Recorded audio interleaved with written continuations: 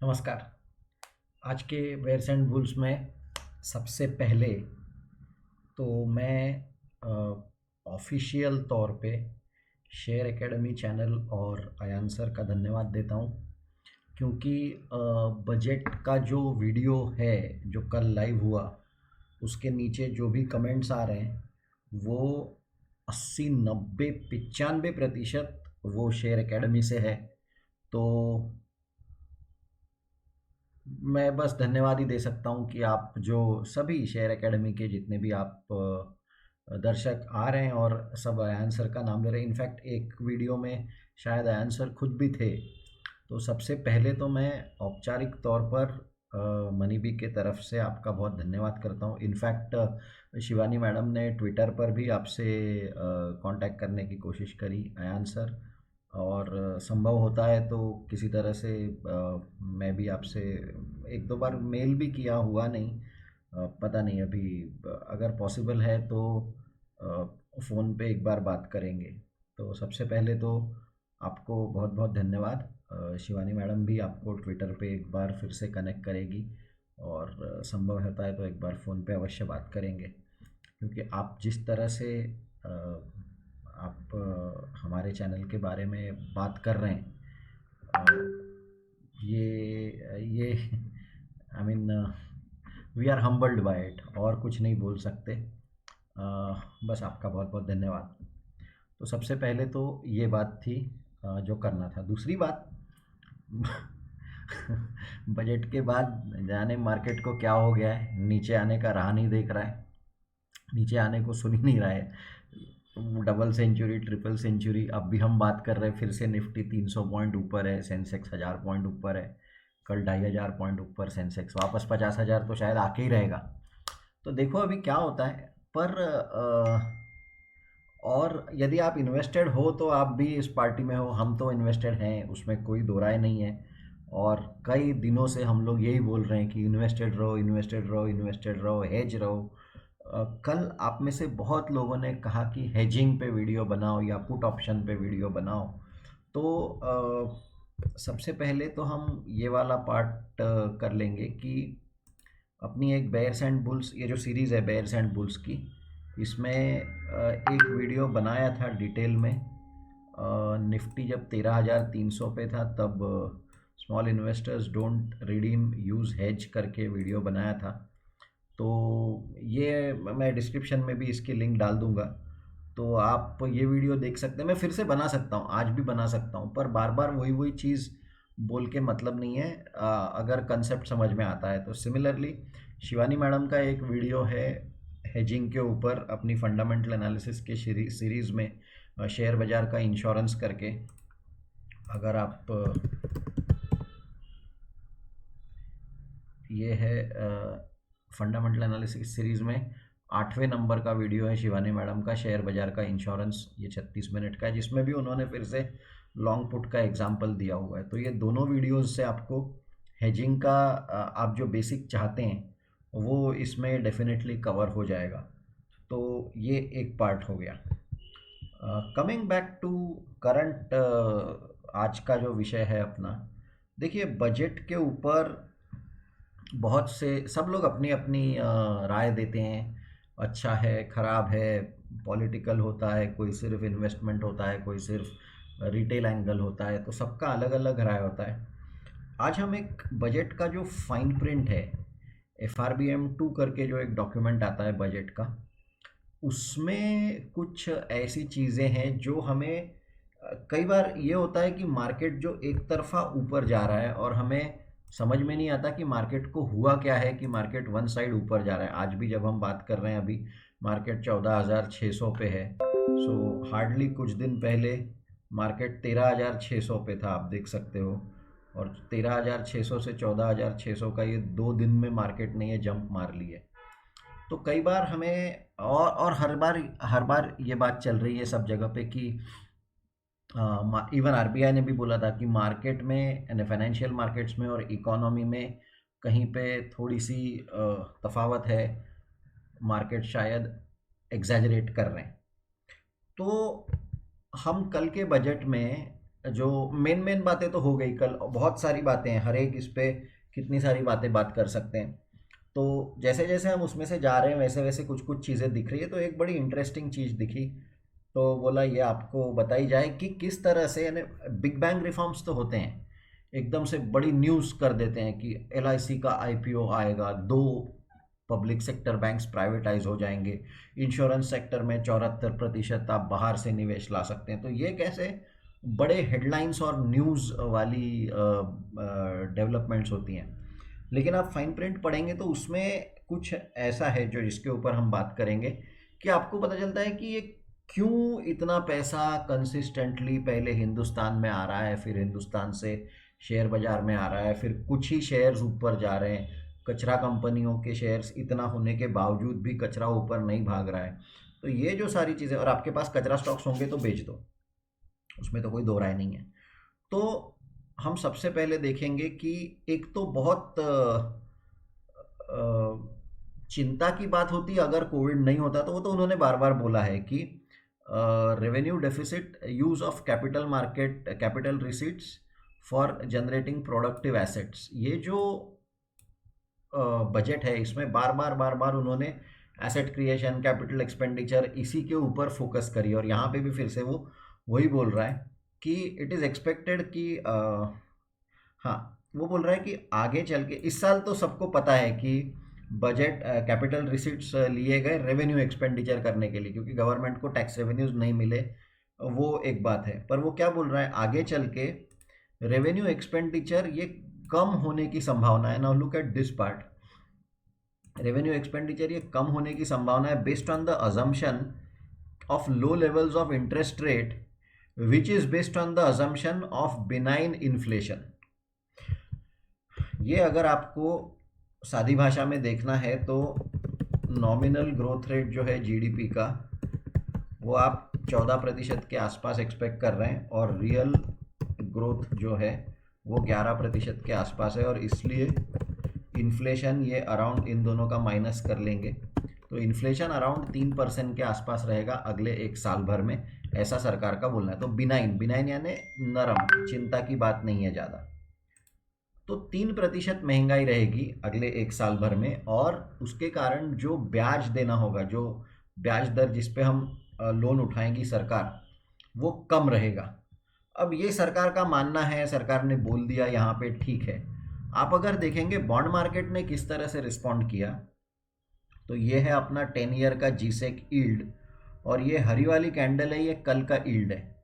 तो आप देख सकते हो कि 29 जनवरी को अपने ईल्ड 5.9 पे क्लोज हुए थे, और कल सडनली 6.06 के ऊपर चले गए, और आज जब हम बात कर रहे हैं तो ऑलरेडी 6.1 पर है।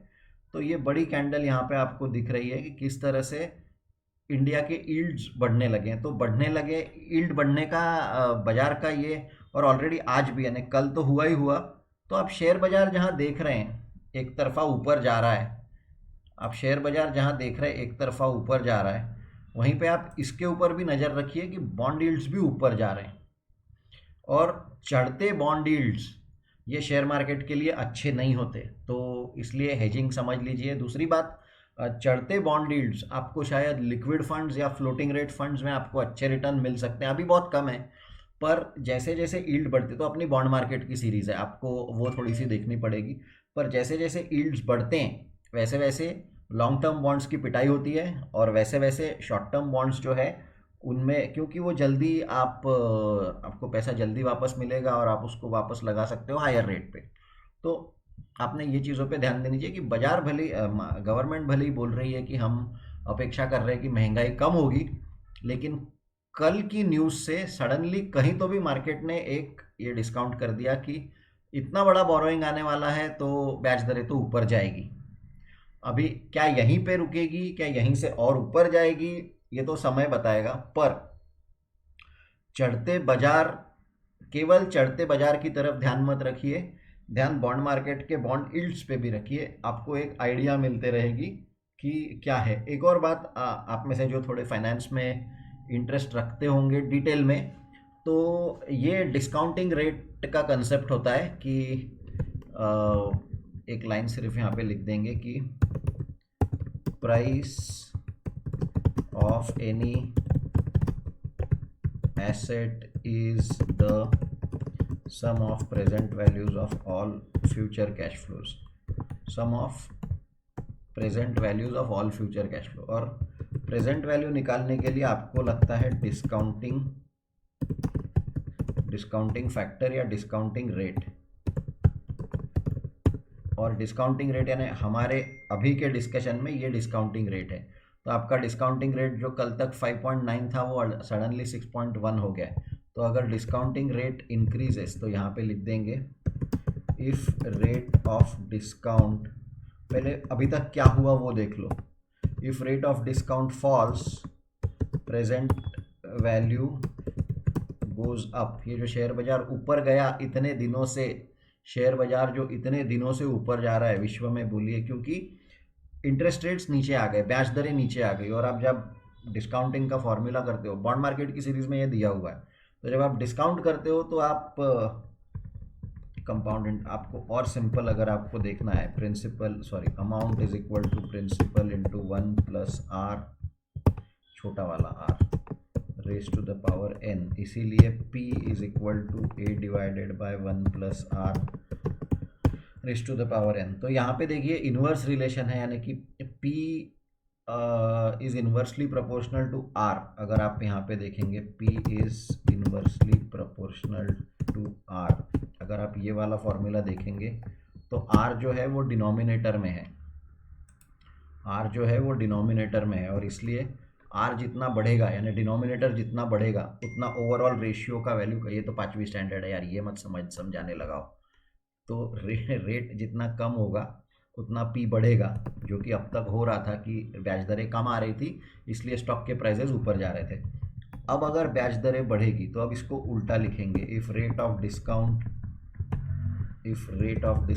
Rises, if rate of discount यहाँ पे है ना, if rate of discount rises PV goes down. तो अभी क्या हो गया है कि ये जो है डिस्काउंट फैक्टर यानी कि यील्ड्स जो हैं वो थोड़े थोड़े ऊपर जाना चालू हो गए। अगर यील्ड्स ऊपर जाना चालू हो गए तो प्रेजेंट वैल्यू, ये डिनोमिनेटर बढ़ने लगेगा, डिनोमिनेटर बढ़ेगा तो पी कम हो सकता है, और पी कम हो सकता है तो इसका मतलब है आपने शेयर्स पे आपका थोड़ा सा ध्यान देना चाहिए। वैसे भी हम निफ्टी 35-38 कुछ वैल्यूएशन पे है, तो सस्ता तो बाजार है नहीं, पर ये भी एक लॉजिक पे ध्यान रखिए और इसलिए हेज रहिए। मार्केट नीचे आता है तो अच्छे क्वालिटी स्टॉक्स बाय करिए, वो जो पूरा एक लॉजिक होता है वो। चलो, ये आज का मेन टॉपिक था ही नहीं, ये तो अभी यहाँ से बात करते करते सूझ गया तो बोल दिया, ध्यान दो। तो जो बिग बैंग रिफॉर्म्स होते हैं वो एक बात है, लेकिन एक नट्स एंड बोल्ट्स वाली बात होती है। रोज कहीं पे यहाँ पे थोड़ा सा टाइट कर दिया, कहीं पे वो हो गया, कहीं पे ये, तो रोज रोज रोज रोज जो छोटी छोटी चीज़ें होती हैं वो सरकार ने कुछ लिखा है यहाँ पे। तो आत्मनिर्भर, आप में से जिनको भी स्टॉक्स लेने हैं विद इंडिया फोकस या आत्मनिर्भर भारत या मेक इन इंडिया, किसी ने पूछा था कि मेक इन इंडिया का फिजिबल है क्या या सक्सेसफुल है क्या, तो वो यहाँ पे देखिए आप क्या बोल रहा है। Customs duty rate structure has been guided by a conscious policy, यानी कि जानबूझकर of the government to incentivise domestic value addition. बहुत इंपॉर्टेंट है, देखिए बहुत इंपॉर्टेंट है। पहले तो आप यहाँ पे देखिए कॉटन होता है, फिर आप कॉटन से वो क्या कॉटन थ्रेड, वो जिनिंग मिलिंग वगैरह वो सब होता है, थ्रेड पकड़ लो, फिर क्लॉथ पकड़ लो, फिर क्लोथ्स पकड़ लो। ये वैल्यू एडिशन की प्रोसेस हो गई। कॉटन, फिर उसके आप वो धागे बनाएंगे, फिर उसको कपड़ा बनाएंगे, हैंडलूम करो जो भी करो, और फिर उसके कपड़े सी के कपड़े सी, तो ये जो वैल्यू एडिशन होती है। अब अगर आपने कॉटन एक्सपोर्ट किया और अगर आपने डेनिम या टेक्सटाइल्स एक्सपोर्ट किए तो डेफिनेटली यहाँ पे आपके लिए ज़्यादा रहेगा, क्योंकि ये जो वैल्यू एडिशन हुआ है बीच में ये भी इसमें आएगा। और नहीं तो क्या होगा, ये जो पुराने ज़माने में जो अंग्रेज़ों ने हमारे साथ किया, यहाँ से कॉटन भेजते थे अपने घर और वहाँ पे वो ये सारी वैल्यू एडिशन करते थे और बाद में एक्सपोर्ट अपने को ये कर देते थे। तो ये जो है ये हमारे मैनचेस्टर से वगैरह आने वाले कपड़े रहते थे। कॉटन कहाँ का, यहाँ का, कपड़े कहाँ के बने, वहाँ पे बने, वैल्यू एडिशन उन्होंने किया। और फिर हमें खरीदने महंगे पे खरीदने पड़ते थे। तो ये सारी जो कंसेप्ट है, इसलिए हमें अगर एक्सपोर्ट करना है, हाँ हमने इंपोर्ट करना चाहिए रॉ मटेरियल, ध्यान दीजिए, हमने इंपोर्ट करना चाहिए रॉ मटेरियल और हमने एक्सपोर्ट करना चाहिए finish good. Import raw material, फिर उसको वैल्यू ऐड करेंगे और फिर एक्सपोर्ट क्या करेंगे, फिनिश्ड गुड्स। ये अगर हुआ तो कुछ बात है। सो ये कंसेप्ट है। अब फिर से ये न्यूज़ पढ़ो। न्यूज़ ने ये जो लिखा है, domestic value addition under make in India and Atmanirbhar Bharat which envisage the imposition of lower duty on raw materials and provisional and provide reasonable tariff supports to goods being manufactured in India। अब custom duty क्या लगती है, अगर आप कुछ भी import करते हो तो उस पर कस्टम ड्यूटी लगती है। अब अगर आप रॉ मटेरियल इंपोर्ट कर रहे हो 100 रुपए का और उस पर अगर आपने और 5 रुपया कस्टम ड्यूटी या 8 रुपया कस्टम ड्यूटी लगा दिया, तो जो यहाँ पे जो मैन्युफैक्चरर है उसका कॉस्ट 108 110 जो भी होगा वो लगेगा। यानी कि वो जब वो बेचेगा तो उसका कॉस्ट ही बढ़ गया रहेगा कस्टम ड्यूटी का। तो इसलिए वो क्या बोल रहा है, lower custom duty, lower duty on raw materials. तो हम कोशिश ये कर रहे हैं कि रॉ मटेरियल्स का जितना सस्ता हिंदुस्तान में खरीदा जा सके उतना सस्ता हिंदुस्तान में खरीदा जा रहा है। फिर वो आगे क्या बोल रहा है, ये बहुत बड़ी बात है, the custom duty structure has been calibrated in such a way that it incentivises investment in key areas. आपको चाहिए ना स्टॉक्स, ये देखिए stocks, petroleum exploration, electronic manufacturing etcetera. TV India में एलजी बना रहा है। मोबाइल फोन्स के ऊपर तो पता नहीं लोगों को क्या प्रॉब्लम है। पहले मोबाइल फोन इंडिया में बनते नहीं थे, सब हम इंपोर्ट करते थे। फिर क्या हुआ कि मोबाइल फोन्स नॉकडाउन यानी कि छोटे छोटे पार्ट्स में इंडिया में आने लगे और इंडिया में असेंबल होने लगे। यार पहले तो हम पूरे के पूरे मोबाइल्स ही इंपोर्ट करते थे, अभी एटलीस्ट हम टुकड़े बनाते हैं और फिर उसको यहाँ पे असेंबल करते हैं। यानी कि पहले के तुलना में ये अच्छी स्टेप है। फिर भी लोगों ने उसके ऊपर खड़ा, अरे आप थोड़ी, ये मेक इन इंडिया थोड़ी है, ये तो आप बाहर से इंपोर्टेड प्रोडक्ट्स मंगा रहे हो और यहाँ पे सिर्फ असेंबल्ड कर रहे हो, इसको मेक इन इंडिया नहीं बोलेंगे, ये तो असेंबल्ड इन इंडिया है, समथिंग लाइक दैट। यानी यानी पता नहीं क्या आनंद मिलता है अपने ही देश के डेवलपमेंट को कुछ तो भी बुरा बोलने में। पता नहीं क्या मेंटालिटी है ये लोगों की, पर होती है। तो देखो अभी, पर ठीक है, आप ध्यान दीजिए यहाँ पे कि what happened is in accordance with the policy of MFN, rates of basic custom duty have been increased on such items which are manufactured in India or domestic industry aspires to manufacture। यानी कि क्या, जो finished goods हैं, जो finished goods जो बाहर के देशों से आते हैं, अगर वो हमारे देश में बन रहे हैं, हमारे लोकल मैन्युफैक्चरर वो बना रहे हैं या बनाना चाहते हैं, एस्पायर करते हैं कि हम वो बनाना चाहते हैं, तो बाहर से वो लोग जो इंपोर्ट हो रहा है उसके ऊपर कस्टम ड्यूटी बढ़ा दी, जो कि अच्छी बात है, जो कि अच्छी बात है। यानी कि रॉ मटेरियल्स आने दो अंदर सस्ते में, फिनिश्ड गुड्स रोको वहाँ पे या उसको महंगा करो। तो उसको महंगा कि अब फिनिश्ड गुड आ रहा है, मान के चलिए मोबाइल या टीवी या कुछ भी। अब अगर मैं एक इंडियन हूँ और मैं अगर एक इम्पोर्टेड टीवी देखता हूँ तो वो महंगा इसलिए लगेगा मेरे लिए क्योंकि उसमें कस्टम ड्यूटी बढ़ गई है।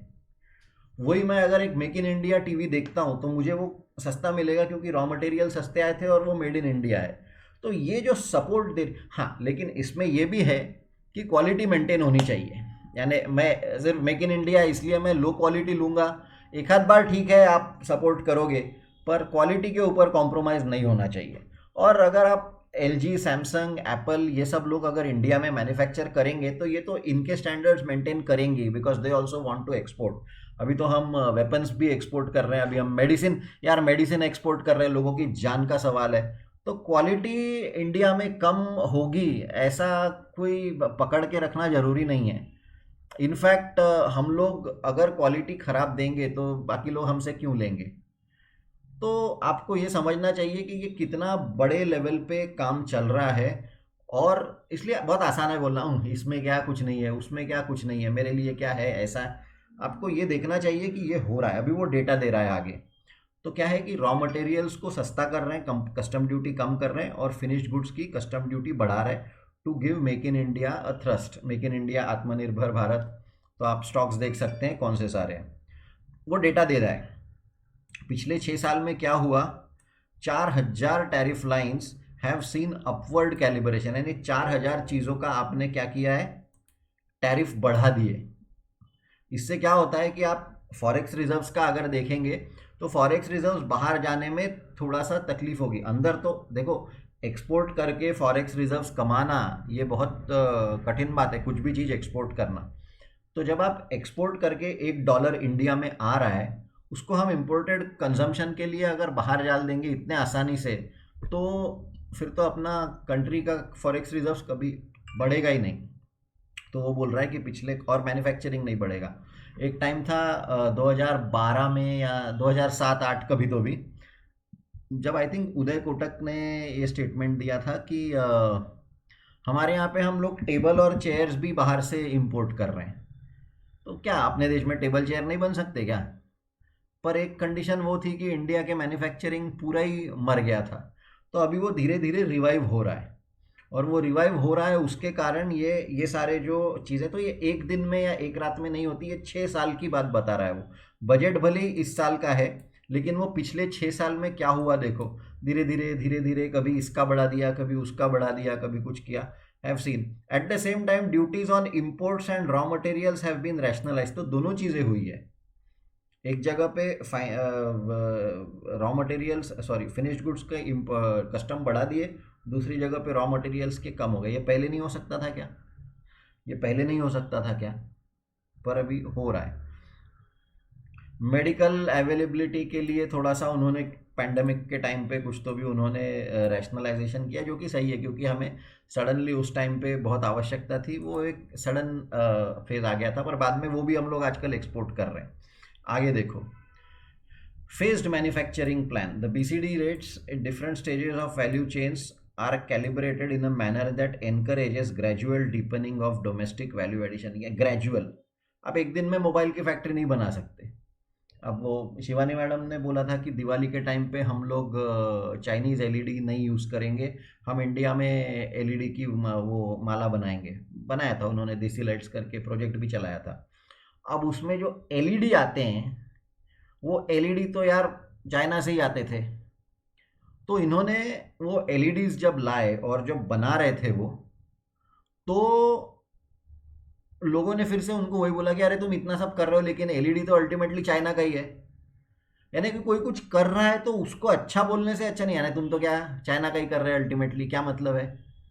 तो ये वो टाइम था। अब शायद somebody was telling me कि अब एलईडी लाइट्स भी कहीं तो भी दमन दीव के आसपास कहीं तो भी किसी ने यूनिट डाला है, या गुजरात में कहीं तो भी, कि जो एलईडी लाइट्स भी इंडिया में मैन्युफैक्चर होने लगे। तो इसको 5-6 साल लग गए। तो कहने का मतलब है कि gradual deepening of domestic value addition. जैसे कि in respect of mobile phones, initially the parts were placed nil while duty was imposed on mobiles. देखो क्या हो गया, इनिशियली द पार्ट्स यानी जब टुकड़े टुकड़े आ रहे थे, तो पहले वो टुकड़ों के ऊपर आपने मोबाइल ड्यूटी कम कर दी थी। क्यों? क्योंकि इंडिया सिर्फ वो टुकड़े ही असेंबल कर रहा था, और duty was imposed on mobile phone. तो फिनिश्ड गुड आ रहा है क्या, उसको ड्यूटी लगाओ, लेकिन नॉकडाउन पार्ट्स आ रहे हैं क्या, तो उसको कम ड्यूटी लगाओ। क्यों? क्योंकि इंडिया पहले नॉकडाउन पार्ट्स को असेंबल करना सीख रहा था। Very good, this is first part. अब देखो, gradually duty has been raised on parts in a phased manner. अब ये जो टुकड़े टुकड़े आ रहे थे, इनको भी ड्यूटी बढ़ा दी इनकी, as their production has begun in India. देखो कौन सी कंपनी प्रोडक्शन करती है, खरीद लो, क्योंकि और फंडामेंटली अच्छी कंपनी देखो, क्योंकि अगर प्रोडक्शन इंडिया में अभी बना है, अभी ये तो एक्सपोर्ट होगा। पहले तो इंडिया में कितनी सारी डिमांड है, और फिर एक्सपोर्ट होगा वो अलग। तो ये जो सारी चीज़ें हैं, ये दो लेवल पे, एक कि आपको ये दिखता है कि बजट एक दिन का आता है, लेकिन हर साल या हर रोज कुछ ना कुछ उसमें चलते रहता है, धीरे धीरे नट्स एंड बोल्ट्स, जो कि और बहुत सारी चीज़ें, अभी क्या क्या चीज़ें वीडियोज में लेके आएंगे, इसलिए मैं इसको ब्रेक ब्रेक करके ले रहा हूँ। पर आपने इस तरह से इसको देखना चाहिए। So this is one part. फिर अच्छा, और इसमें फिर चोरी चकारी भी होती है। आप चाइना के माल पे इंपोर्ट कर रहे होगा, देखो देखो पुलिस इसलिए होती है क्योंकि चोर का दिमाग बहुत चलता है। तो वो क्या, आप चाइना के माल को कस्टम ड्यूटी लगा रहे हो क्या, वो वियतनाम के मार्क से आता है। तो वो भी फिर अभी जब गवर्नमेंट को पता चला, तो फिर वो उसके ऊपर भी बात कर रहे हैं कि जिन कंट्रीज़ के साथ हमारा फ्री ट्रेड अग्रीमेंट्स है, वो रूल्स ऑफ ओरिजिन के ऊपर थोड़ा सा काम करे। तो यानी सीधे तरह से कोई काम करना चाहता है उसको करने ही नहीं देते। किस तरीके से यहाँ पे मैन्युफैक्चरिंग को दबाया जा सके, किस तरह से यहाँ पे आत्मनिर्भर जो वर्ड है, किस तरह से यहाँ पे आत्मनिर्भर बनने ही ना दे। और यही बताओ कि आपसे हो ही नहीं सकता। चाइना में देखो किस तरह से काम होता है, आपके देश में काम हो ही नहीं सकता। अरे है ना। अच्छा, बाहर वाले बोल रहे ठीक है, अपने ही लोग बोलते हैं इंडिया में कुछ नहीं हो सकता। अरे हद है यार। ऐसे दोस्त रहे तो दुश्मनों की जरूरत ही नहीं है। Custom duty structure is calibrated as an well required to promote the make in, देखो मेक इन इंडिया के ऊपर यहाँ पे वो बहुत इम्पोर्ट ड्यूटी फॉर, देखो अभी किस तरह से काम हो रहा है, डेटा के साथ है। Import duty for 2018-19 was analysed to identify the manufactured commodities which were imported in large quantities. हम क्या सबसे ज़्यादा इम्पोर्ट करते हैं, वो भी फिनिश्ड गुड्स, रॉ मटेरियल नहीं, फिनिश्ड गुड्स, और उसके ऊपर रोक लगाना है। तो क्या देखा जाए कि जो भी वो FTA वाले पार्टनर्स हैं, it has been noticed in a large number of commodities where the applied rate of customs duty has been increased। यानी चाइना से आने वाले माल पे कस्टम ड्यूटी जब बढ़ा दी, large volume of imports have started coming through the FTA partners of India. ने हमारे जिनके साथ अच्छे संबंध है और जिनके साथ हमारे अग्रीमेंट्स हैं कि फ्री ट्रेड अग्रीमेंट है, हम वहाँ से आने लगे। तो यानी ये कंटिन्यूस प्रोसेस है कि चोरी चकारी तो लोग करते ही रहेंगे, पर अभी गवर्नमेंट भी उसको टाइट कर रही है। पेट्रोल डीजल के ऊपर इतना बवाल मचा, सब लोग कर रहे हैं कि पेट्रोल का भाव 100 रुपये जा रहा है, 80 रुपये जा रहा है, मिडिल क्लास को कुछ नहीं दिया। देखिए, मैं डिफेंड नहीं कर रहा हूँ, मैं अपोज भी नहीं कर रहा हूँ, मैं सिर्फ आपको बता रहा हूँ यहाँ पे क्या लिखा है पेट्रोल डीजल के संबंध में। तो वो क्या बोल रहा है, 66 से 51 गया, 51 से $32 पे गया पेट्रोल। तो पेट्रोल के भाव नीचे नीचे नीचे गए। Sharp fall in crude prices provided some cushion for recalibration of excise the duties. The central excise was revised upwards as a means of revenue augmentation necessary for provisioning of fiscal resources for fighting the COVID-19 pandemic as well as needs for infrastructure development। ये इतना part हम फिर से एक बार समझने की कोशिश करेंगे। पेट्रोल के भाव ऊपर हो गए। पेट्रोल के भाव गवर्नमेंट क्यों बढ़ा रही है? जब कच्चे तेल के भाव -40 तक चले गए थे, गवर्नमेंट ने पेट्रोल के भाव क्यों बढ़ाए? एक ही चीज पे आप सवाल पूछे, वो पैसे का क्या किया, ये भी तो पूछो। वो पैसे का गवर्नमेंट ने क्या किया, ये भी तो पूछो।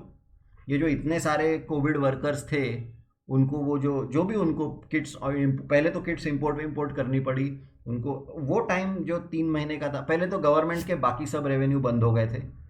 वो एक टाइम था कि वहाँ पे तो गाड़ियाँ भी नहीं चल रही थी। आपको पता होगा कि हम जब लॉकडाउन में थे तो गाड़ियाँ भी सबकी वहीं, कहने 3-4 महीने तो ऐसे थे कि कुछ भी नहीं था। तो जब कुछ भी नहीं है गवर्नमेंट के पास और फिर भी खर्चा करना पड़ रहा है, तो उन्होंने बाद में जब चांस मिला और धीरे धीरे जब इकोनॉमी खुली, तो उन्होंने किसके लिए, वो बता रहे हैं ना कि हमने जो पेट्रोल बढ़ाया खुद के जेब में नहीं भरे, वो कहीं तो भी और काम में आया, कहीं इंफ्रास्ट्रक्चर डेवलपमेंट के लिए आया, कहीं पे कोविड के फाइटिंग के लिए काम में आया, और वो सारे वो उसके कारण कि हमें वो करना पड़ा। इसलिए वो आगे क्या बोल रहा है, therefore a calibrated and synchronised increase in duty is a measure of fiscal prudence. Fiscal prudence क्यों? क्योंकि अगर सरकार ये 1 लाख करोड़ का नहीं करती, पेट्रोल एक्साइज के कारण जो लगभग 1 लाख करोड़ 90,000 करोड़ का जो पैसा मिला है, तो और बोरो करना पड़ता। पैसा तो खर्चा करना पड़ रहा था, तो और बोरो। तो मैंने इसको इस तरह से देखने चाहिए कि हमने जो पेट्रोल के ऊपर ज़्यादा पैसे भरे हैं, वो कोविड हेल्थ वॉरियर्स के लिए गया। वो जो लोग जिनके जॉब्स चले गए थे, जो मजदूर एकदम जिन्होंने पैदल गए इस देश से इस राज्य से उस राज्य वगैरह जो चले, या साइकिल पे गए, या जो भी। तो जब वापस गवर्नमेंट ने कैपिटल एक्सपेंडिचर स्टार्ट किया, जब वापस गवर्नमेंट ये बजट में जब इतना सारा उन्होंने बताया कि हमने रोड्स और इस पे खर्चा और उस पे खर्चा किए, और अक्टूबर नवंबर दिसंबर से जब इकोनॉमी फिर से स्टार्ट हुई, तो तब हमने और पैसा जो खर्चा किया, वो जो पैसा खर्चा किया वो पैसा था जो मैंने पेट्रोल की ड्यूटी में ज़्यादा दिया था गवर्नमेंट को। वो यहाँ पे वो चीज़ बता रहा है कि a calibrated and synchronized increase in duty is a measure of fiscal prudence। हमें करना पड़ा, और जितने भी लोग बोल रहे हैं कि पेट्रोल का पैसा 100 रुपया हो गया, 80 रुपया हो गया, 90 रुपया हो गया, आप लोग मुझे बताओ, अगर गवर्नमेंट ये नहीं करती तो गवर्नमेंट क्या करती? हम ये भी एक्सपेक्ट करते हैं कि कोविड वॉरियर्स के लिए कुछ तो भी गवर्नमेंट ने करना चाहिए। हम ये भी एक्सपेक्ट करते हैं कि अच्छे रास्ते होना चाहिए। हम ये भी एक्सपेक्ट करते हैं कि टैक्स कम होना चाहिए। हम सब कुछ एक्सपेक्ट करते हैं, लेकिन जब देने की बात आती है, और वो भी पेट्रोल, हम लोग तो कितने बार तो गाड़ियां चौक पे बंद नहीं करते, तो वेस्ट कर देते हैं हम। तो ये बात यहाँ पे समझना है। इसलिए जब भी आप एक स्टेटमेंट दे, देखिए, आपको इसके इसके बाद भी आपको अगर अपोज करना है, बिल्कुल करिए। फ्रीडम ऑफ एक्सप्रेशन तो सब जगह पे है अपने देश में, पर freedom of expression does not mean lack of common sense. सोच समझ के बात करो ना। आप खुद को ये बता रहे हो कि मैं बगैर सोचे समझे बात कर रहा हूं, इसके बाद आप करो ना अपोज, कौन नहीं बोलता है? पर जब आपको किसी चीज के ऊपर आक्षेप लेना है, तो चार पांच चीजें से यहाँ पे उन्होंने बताया है कि मेक इन इंडिया के लिए हमने क्या क्या किए, 6,000 कितने 4,000 चीजों को हमने धीरे धीरे बढ़ाए। आप ऐसे सारे आप ऐसे सारे ये लेके आइए, क्या बोलते हैं उसको, फैक्ट्स और फिगर्स, और फिर उसके ऊपर आप अपोज किए, बिल्कुल करिए, होना चाहिए, इसमें कोई दो राय नहीं है। पर इस तरह से, तो ये बजट का एक पार्ट है। अभी और बहुत सारी चीज़ें हैं बजट के छोटे छोटे उसमें, पर ये था अपना। हाँ, जैसे एक और बात देख लीजिए यहाँ पे, अब वो जो चिकन स्नैक का पार्ट है, यानी कि नॉर्थ ईस्ट, अब नॉर्थ ईस्ट और मेनलैंड इंडिया, इन दोनों के बीच में अगर आपको जाना है तो आपको वो सिलीगुड़ी कॉरिडोर से जाना पड़ता है, यानी कि जो चिकन स्नैक है। तो गवर्नमेंट क्या बोल रही है, ये ठीक है, पर हम लोग अगर पानी के थ्रू गए सीधा सीधा और बांग्लादेश के थ्रू गए, तो टाइम भी बचेगा और हम जल्दी कनेक्ट भी हो सके। इतना पूरा घूम के द्राविड़ी प्राणायाम करायची काय गरज नहीं, ऐसा खा सकते तो ऐसा क्यों खाना? तो ये भी एक और चीज़ यहाँ पे उसने बताई है। तो these are march towards make in India, फिर से मेक इन इंडिया पे फोकस। और जैसा वहाँ पे बांग्लादेश था, वैसे यहाँ पे भूटान और इनके साथ भी उन्होंने ये सारी चीज़ें करी है। तो कई सारी चीज़ें हो रही हैं, और जो कि उन्होंने बजट में बताया है। तो ये था आज के बेयर्स एंड बुल्स का। मार्केट कहाँ पे है? हाँ ठीक है, फ्लैट है।